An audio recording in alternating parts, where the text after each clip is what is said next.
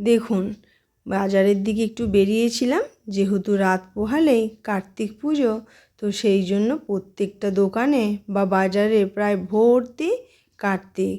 আর দেখুন ধান গাছগুলো কি সুন্দর ছোট্ট একটা সরার মধ্যে লাগানো হয়েছে।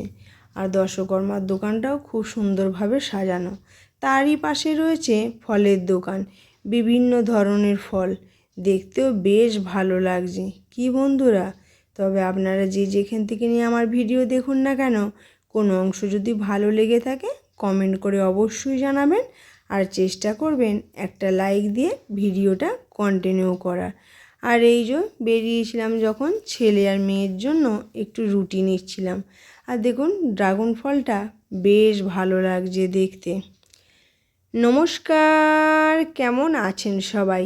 মিতার কিচেন অ্যান্ড লাইফস্টাইল ব্লগে আপনাদের সকলকে জানাই স্বাগত। আজ রবিবার, বাজে এখন সন্ধ্যে 7:10।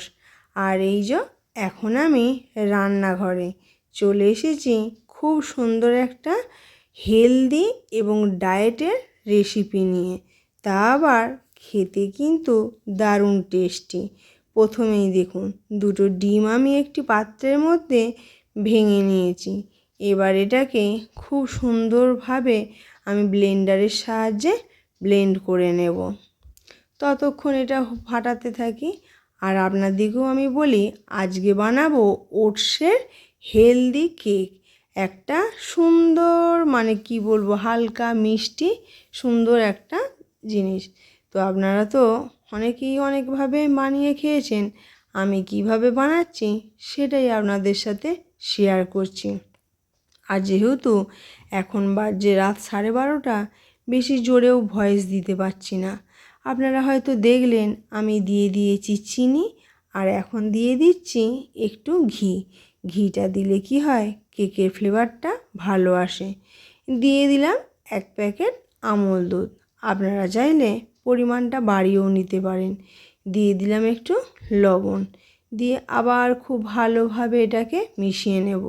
আর দিয়ে দিলাম সাদা তেল, যেহেতু ঘি দিয়েছিলাম ওই জন্য সাদা তেলের পরিমাণটা কম করে দিলাম। আপনারা চাইলে ঘিটাও স্কিপ করে যেতে পারেন, আর বাটার থাকলে বাটারও দিতে পারেন, কিন্তু আমার কাছে যেহেতু এখন বাটারটা নেই, তাই আমি সাদা তেল আর ঘি দিয়ে করলাম। এরপর খুব ভালোভাবে এটাকে আমি ব্লেন্ডারের সাথে ফেটিয়ে নিয়েছি। তারপরে নিয়ে নিলাম 1 বাটি ওটস। ওটস তো আপনারা জানেন যে এটা কতটা শরীরকে ডায়েটে রাখে। তো আপনারা চাইলে এটা মিক্সচারে একবার ঘুরিয়ে ভেঙে ডাস্ট করে নিতে পারেন, কিন্তু আমি আর ডাস্ট করলাম না, জাস্ট এটা দিয়ে দিলাম। এরপরে খুব ভালোভাবে আমি মিশিয়ে নেব। এতক্ষণ পর্যন্ত আপনারা যদি কেউ আমার ভিডিওটা ধৈর্য ধরে দেখে থাকেন, তো সেই সকল বন্ধু বা দিদিদের জানাই অসংখ্য ধন্যবাদ। দেখুন এরপরে দিয়ে দিলাম বেকিং পাউডার ও বেকিং সোডা। আবার বেশ কিছুক্ষণ আমি এটা এইভাবে মিশিয়ে নেব। তো দেখুন এর মধ্যে কিন্তু কোনো আমি আটা বা ময়দা ব্যবহার করব না, শুধু ওটস দিয়েই এটা বানাবো। খুব ভালোভাবে এটা আমার রেডি হয়ে গেছে কেকের ব্যাটারটা। এরপর আমি এটা তুলে নিয়ে 10 মিনিটের জন্য একটি পাত্র ঢাকা দিয়ে রেস্টে রেখে দেব। তো চলুন তার আগে দিয়ে দিই একটু কিশমিশ আর কাজু বাদাম। তবে আপনারা চাইলে এর মধ্যে আমন্ডও দিতে পারেন। তো এটা আমার হয়ে গেছে মেশানো। 10 মিনিটের জন্য রেস্টে রেখে দিচ্ছি। 10 মিনিট বাদে ফেরত আসছি। তো দেখুন 10 মিনিট যেহেতু হয়ে গেছে, এরপরে আমি ঢাকনাটা খুলে নেব। তো ঢাকনাটা খুলে নেওয়ার পর দেখুন কি সুন্দর এটা সেটিং হয়েছে। আর একটি কেকের পাত্র নিয়েছি, দিয়ে আমি ফয়েল পেপার পেতে নিয়েছি। অল্প একটু সাদা তেল বা ঘি মিশিয়ে আমি এটা এবার ঢেলে দেব। তো দেখুন এটা আমার হয়ে গেছে, আমি ব্যাটারটা দিয়ে দিচ্ছি।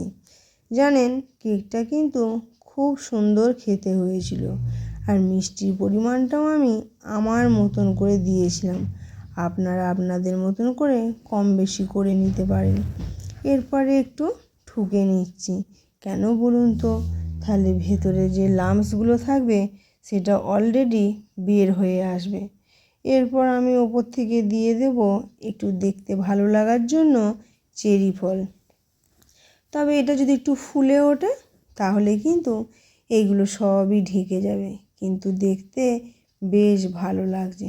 এরপরে চলুন একটি ওভেনের মধ্যে আমি একটি তাওয়া বসিয়ে আর একটি স্ট্যান্ড দিয়ে দেব। তারপরে আমি ওই যে কেকের পাত্রটা বসিয়ে দিলাম। এরপরে আমি এটা 25 থেকে 30 মিনিটের জন্য রেখে দেব। তো দেখুন আমি একটি প্লেট ঢাকা দিয়েছিলাম, তারপরে একটা ডেচকি ঢাকা দিয়েছিলাম।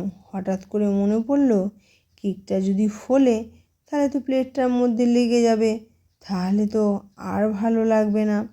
এই জন্য আমি ডেচকিটা তুলে ঢাকনাটা সরিয়ে প্লেটটা খুলে দেখলাম হ্যাঁ কেকটা ফুলেছে, কিন্তু এই যে দেখুন এখানটা ঠেকেছিল বলে সেইভাবে ফুটে উঠতে পারেনি।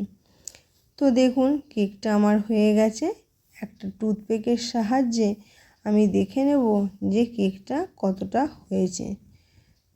তো কেকটা প্রায় আমার হয়ে গেছে, আর মাঝখানটা ওখানটাও হয়ে গেছে। যেহেতু ওই যে প্লেটটা সোজাভাবে ঢাকা দিয়ে রেখেছিলাম সেই জন্যে ওখানটার ফুলে উঠতে পারেননি। তো বন্ধুরা, ওটসের হেলদি কেকের রেসিপি কীরকম লাগলো অবশ্যই জানাবেন কিন্তু। আর এরপরে 10 মিনিটের জন্য রেস্টে রেখে দিই। 10 মিনিট বাদে আমি ফিরে আসছি। তো 10 মিনিট হয়ে গেছে। তারপরে দেখুন কেকটা আমি নামিয়ে ফেললাম। এরপরে সাইড থেকে এটাকে একটি ছুরির সাহায্যে আমি সুন্দর করে উঠিয়ে নেব।